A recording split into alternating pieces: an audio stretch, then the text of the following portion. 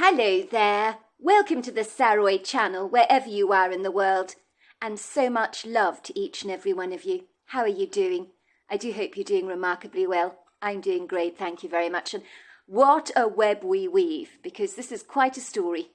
We have a young woman who is married to her husband. She recently got married to him. They are both ex-divorcees, and she's having issues with her mother-in-law and dreading going back to her mother-in-law's house to meet with them for a second time, simply because her mother-in-law is not accepting of her at all. So let's see where this story leads. But before we continue, don't forget to subscribe to the channel, click the notification bell and the thumbs up, and go and get yourself something lovely to drink. So let's get started with part 3 of our story tonight. I do remember when Gully finished his phone call with his mother. I rushed into his arms for comfort, bursting into tears, for I certainly hadn't liked the way that Sonia Finnegan had talked about me with so much disdain. But then again, when Gully had shared with her details of my background, I did have to admit that Sonia Finnegan had a point. My story did sound rather like something out of a Jerry Springer show. I privately wished that Gully hadn't told his mother so many of these sordid, unsavoury details about my life, and my whimsical naivety to boot, as I was absolutely certain that she was the kind of woman who would happily use my past mistakes against me, to run my integrity into the ground, like a four-wheeler truck running over a dead rabbit, crushing it so hard that nothing is left behind. "Your mother doesn't like me, Gully," I had cried out. "She absolutely hates me. I could absolutely hear it in her voice. Her disdain was so clear to me. She thought I grew up in a trailer. Can you believe that? She thinks I'm the lowest of the low in society, just because I made a mistake and slept with a boy at 18 years old when I was slightly inebriated. She thinks I'm disgusting." Gully chuckled, lifting my chin to his face, brushing away my tears with the back of his thumb. "Of course my mother's grievously upset," he reasoned with me. "She's not remotely amused, is she, with the two of us going off and getting married without her knowledge or say-so? You heard her yourself. She's deeply affronted by our behaviour. But I didn't want her to be included in our private ceremony. She's an interfering busybody. She would have fussed too much, tried to come between the two of us if she possibly could, to break us apart. I couldn't let that happen. I know how obsessed my mother is with my ex-wife Lydia. She goes on about Lydia, as if I was the one that did the dirty on her, when it was the other way round. So my announcing I got married again, well, it throws my ex-wife Lydia right out of the picture for good, does it not? My mother doesn't like that one single bit. For her, in an ideal world, she'd have clandestinely brought us together in some way, at the earliest possible convenience, no doubt with some kind of guileful plan to rekindle the flame. So my announcement that I'm remarried has blown the wind out of her sails, and crushed her hope for my relationship with Lydia, so to speak." "So your mother hates me then, even before I get to meet her, because I've replaced Lydia, and she's not going to be happy about that at all. I'm the enemy, am I not?" "My mother hasn't spoken to Lydia since we got divorced. But let me tell you, Lydia wasn't as perfect as my mother claims. There was an insidious dark side, I'm afraid to say, to Lydia's character, which began to reveal itself to me shortly after we got married. I remember when she admitted to cheating on me. There was a manic, deranged grin on her face, almost as if she loved seeing the pain she had caused me, as if in some way going to bed with my best friend was her revengeful way of getting her back at me, because I refused to get a brand new kitchen refurbished. It was her kind of way of being revengeful, I suspect. But I don't think for a single moment she thought I'd end our marriage in a heartbeat, which I did. She was delusional like that. Even if my mother wanted me to rekindle the flame with Lydia, it would never have happened, Sandra. You're the best thing that has ever happened to me, and I want you to know that. Yes, my mother might feel indignant and affronted that I married someone else, but I'm quite sure when she gets to meet you, she will appreciate you as much as I do, and see what a magnificently beautiful woman you are, on the inside and out. There is no way she hates you. How can you possibly hate someone you've never met? She doesn't even know you. Well, she hates the idea of me, doesn't she? So I've got to be the enemy to her, I reminded Gully. She hates the fact that you've moved past Lydia and on to someone new, especially someone with a history like mine. Well, my mother's going to have to get used to it, isn't she? There's nothing wrong with your background, love. We've all done things in our lives we regret, especially when we were younger. And my mother's made her mistakes, believe me. Gully had assured me at the time that of course both his parents would love me, and his assertive confidence that this would indeed be the case had ill-prepared me for meeting my in-laws. I was certain that Sonia would be nurturing a secret grudge towards me, for I had replaced the woman she loved as her daughter-in-law. Gully had told me that no, I didn't need to wear anything smart or formal for our first meeting. Yes, my scruffy jeans with the fashionable tears on the knees, and my white sweatshirt with the gold logo that read, "Go for your dreams," would be perfectly satisfactory to wear for the occasion, for no one dresses up for the coast. So in truth I didn't bother too much about my appearance, assuming from what Gully had told me about his parents that they were relaxed, carefree and easygoing by nature. Not that his mother sounded like that in any way on the phone, of course, but just because she appeared posh and rather elitist didn't mean she actually was. Voices can sometimes be extremely misleading. Gully had made me believe his parents were the kind of people that didn't stand on ceremony and welcomed anyone into their home very warmly, never judging them for a crumpled shirt or a splatter of mud on their white sneakers, perhaps. Even if his mother Sonia obviously condemned people, such as myself, for some of the poor choices they had made in their lives. But how you dressed, no, that didn't matter a jot, according to Gully. It turned out to the contrary that first appearances rarely did matter to Sonia Finnegan, and I don't think her very first impressions of me were at all favourable. I deeply regretted not having worn something a lot more elegant, as Sonia Finnegan's focus seemed to linger on the knee area of my jeans for far too long, and there was certainly a look of horror embedded on her face. I then realised that Sandra Finnegan thought the fashionable tears in the fabric of my jeans were actually there because my jeans were very old, and I hadn't bothered to replace them. She didn't seem to realise that it was a fashion trend. Her generation was obviously not privy to that, as I don't think tears in jeans would be to Sandra Finnegan an idea of a fashion statement. I remember being exceedingly annoyed with Gully and his failure to warn me about how formidable his mother really was in the flesh. I could not believe he had failed to mention what a judgmental cow she really was, and that if it wasn't toffee stuck up her nose, then it was something equally as sticky, as that woman's snobby, superior attitude was extremely vulgar to me, in every sense of the word. When I met Sonia for the first time, I never for a moment suspected her to be so obviously unwelcoming to me. I was wife number 2, and Sonia Finnegan didn't like that at all. She hated the fact that Gully's first wife Lydia had been replaced with the likes of me. She had made her disapproval and disappointment poignantly clear. From the moment I walked over the threshold of the Finnegans' front door, I felt like a small dog that had been cornered by an aggressive bull mastiff. Well, to be fair, when it comes to Gully's parents, Mr. Finnegan had been polite and reasonably friendly towards me. He had welcomed me warmly into their abode. He'd asked me about the flight we'd taken, as well as congratulating us for our wedding in Vegas. But Sonia, well, she was altogether a different kettle of fish. She was like a stingray, with a great big sharp barb, that she'd have probably liked to jab straight into me, if given a chance. I knew from the moment that Sonia laid eyes on me, and the disapproving once-over she cast over me, that I was not the kind of girl she'd have ever chosen for her son in a million months of Sundays. But if the truth be told, I don't think any woman that Gully would have brought home would have compared with his ex-wife Lydia in Sonia's very pretentious eyes. When Mrs. Finnegan had thrown her arms around Gully, it was as if she was greeting the prodigal son. She practically ignored me until Gully said, "Mum, this is Sandra, my wife." "Oh yes, you did mention on your phone call that you rushed off to get married, didn't you, Gully? Let's take a look at you, dear. See what Gully sees in you, shall we?" I suddenly found myself being whisked and twirled around in a circle by Sonia Finnegan, as if I was being examined like a fashion designer inspecting a model, for any lumps and bumps that might destroy his designer outfit. It was humiliating, to say the least, as Sonia eyeballed me.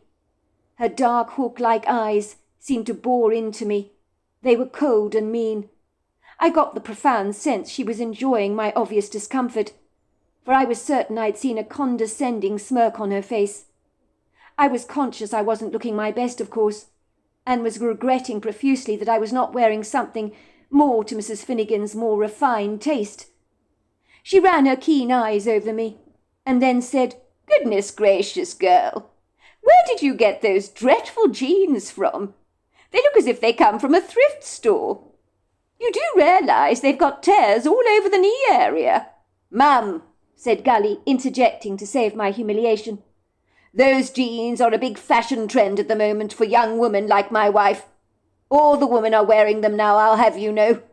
In my age group and younger. Goodness gracious me! Who would ever buy jeans with holes in them, I ask you? They wouldn't even last a couple of cycles in the washing machine, I'm most sure. If you don't mind my saying, Sandra, woman to woman, shall I say, they do nothing for your figure. Your legs are a little on the chunky side, aren't they?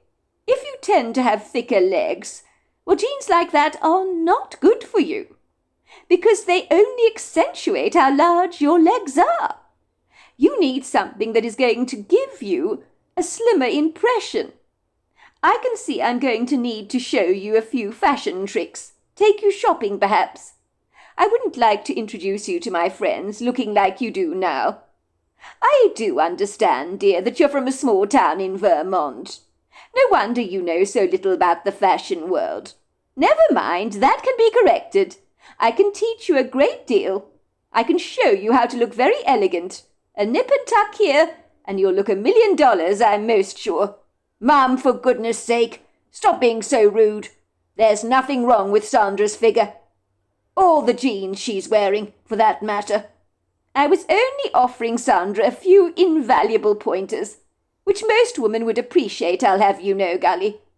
I don't believe in lying through my teeth and telling someone they look great when they so obviously don't.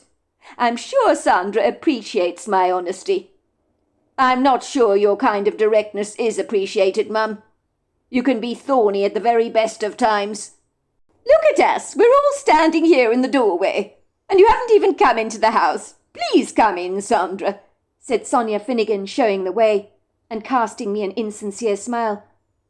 I guess I didn't know what to expect in my mother-in-law, but it was so typical of my husband Gully not to tell me a thing about her, to prepare me for our first introduction. I did listen into her phone call, of course, but seeing her in the flesh was an altogether different scenario.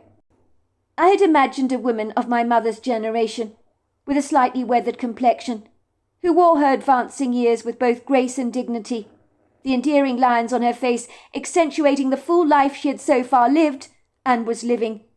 But Sonia Finnegan didn't look like a woman that had any intention of aging gracefully. She would literally put roadblocks on her skin, I'm most sure, to prevent the formation of any wrinkles. Yes, I hate to admit it, Sonia Finnegan was pretty close to perfect. She was in excellent shape for a woman of her age, in the menopause, but I was to learn that she attended Kalanetics classes 3 times a week. She took regular brisk walks on the beach, but she didn't have an extra pound of supercilious body weight, and watched everything she ate like a hawk. I noticed she was wearing a smart pair of pleated cropped white pants, with a beautiful white long-sleeved T-shirt, with a blue rim around the edges, and blue buttons below the collar, placed at a sophisticated slant. Her clothes were elegant and definitely designer, and on her pretty well-manicured feet, her toenails had been painted a glossy pink colour. She was wearing a very elegant pair of stylish-looking sandals. It was hardly surprising that I felt like a dung beetle, being introduced to the most fabulously beautiful butterfly. All I wanted to do was to scuttle away into a corner and make myself scarce. Why had Gully not warned me that his mother looked like a model, with her perfect petite figure, Hollywood smile, and a golden complexion that was smooth? It hadn't been acquainted with a wrinkle in its entire life. I knew this was because Sonia Finnegan probably pumped herself up with so much Botox. It would probably have been enough to kill a rhino. And it was a miracle it hadn't killed her in the process. But much like an Egyptian mummy, Sonia was determined to preserve her beauty for infinity. I knew absolutely that had I known how punctilious Sonia Finnegan actually was, I wouldn't have dared arrive at her house looking like I was the plumber that was there to fix a blockage in the bathroom. It was humiliating to be judged by this woman on my appearance. But during the course of those 3 days spent with my in-laws, I had felt like an insect in a glass jar, being watched all the time by Sonia, like a laboratory experiment that was being studied at great length. I don't think I ever felt more relieved than the day we said goodbye to the Finnegans and returned home to our New York apartment. But now we were coming back to the Finnegans' house all over again, on the Oregon coast, and we were going to be staying with them for 3 weeks. I couldn't help but wonder what I'd got myself into this time, and whether Sonia Finnegan would make me feel as unwelcome as she had done last time. Gully seemed very sure that things would be very different for me this time, as he'd spoken at great length to his mother on my account, and pointed out that she had not treated me with any respect on our last visit. I told my mother, when we stayed with them on our last visit, that she'd been most unwelcoming to you, extremely rude, and made you feel very uncomfortable. I told her I didn't appreciate her comparing you to Lydia all the time, and that she needed to respect the fact that you are my wife, and that I'm with you now. You told her that? I'd asked in surprise, happy that Gully had told his mother how unwelcome I'd felt in their home on our last visit, after we'd soon got married. This was music to my ears. Sonia Finnegan needed to understand that me and Gully were a couple now, and she couldn't continue to nurse wild ideas of reuniting him with his ex-wife. That ship had long since sailed, and she needed to get her head around that, whether she liked it or not. Of course I wanted Sonia to like me, but the truth was I knew we had little in common. I was a small-town girl from Vermont, who had made some big mistakes in my young life. I was not as sophisticated, avant-garde, or as cosmopolitan as Sonia Finnegan so obviously was.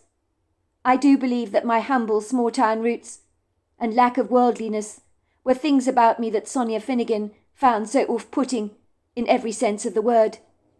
I was in no doubt that Sonia Finnegan viewed me as being somewhat backward, for I had never moved around in her affluent circles in New York.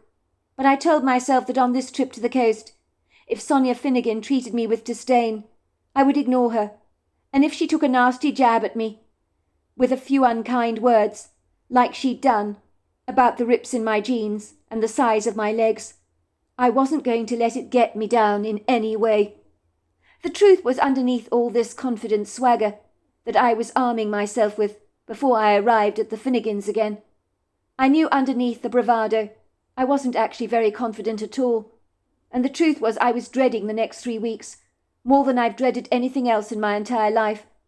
But I had not expressed the extent of my misgivings to Gully, because I didn't want to drive a wedge between him and his mother. I really wanted to make this visit to the coast work. "We're nearly there, sweetheart," Gully said to me, reaching out to squeeze my hand reassuringly. "You're not nervous, are you, love? My mother's not going to eat you." "I beg to differ," I said, raising a cynical brow.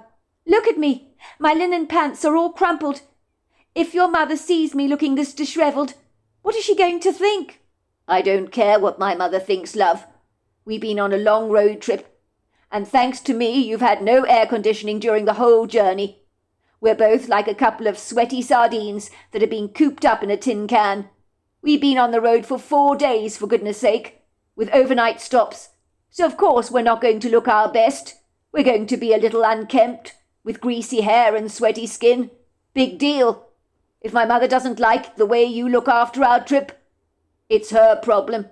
We're not going to stand on ceremony. We're here on a 3-week vacation to enjoy ourselves. And what do you do on a holiday? You let your hair down. You have a good time." "Of course I agree with all that, and that we shouldn't stand on ceremony. I'm the first to say we should always be dressed comfortably. But you know what your mother's like. She always looks as if she stepped off the runway at a modelling show, or off the red carpet." "My mother's always been like that. She's a meticulous dresser, but don't let that intimidate you. As I keep saying, we're here to enjoy ourselves, to have a very good time, and I for one intend to do just that. We're going to have a lot of fun here, let me tell you. My parents live in a very beautiful spot on the Oregon coast that is wild and untamed, with only a few locals in the immediate area. So we can go exploring to our heart's content." Let's just say Gully's words to his mother must have done some good. For when we arrived at the Finnegans' gorgeous state-of-the-art beachfront home that overlooked the magnificent blue ocean, I was pleasantly surprised that Sonia Finnegan treated me with a little more respect than on our first meeting. Maybe there was some humanity in her after all, or maybe she just wanted to preserve her relationship with Gully and was afraid of rubbing him up the wrong way by offending me. To my amazement, she put an arm around me to give me a hug, something she'd never done before. Maybe the tide was actually changing, and Sonia Finnegan was beginning to realize that I was her new daughter-in-law, and that I wasn't going to be going away in a hurry, so she might as well make a friend out of me, rather than a foe, even if I wasn't her beloved Lydia.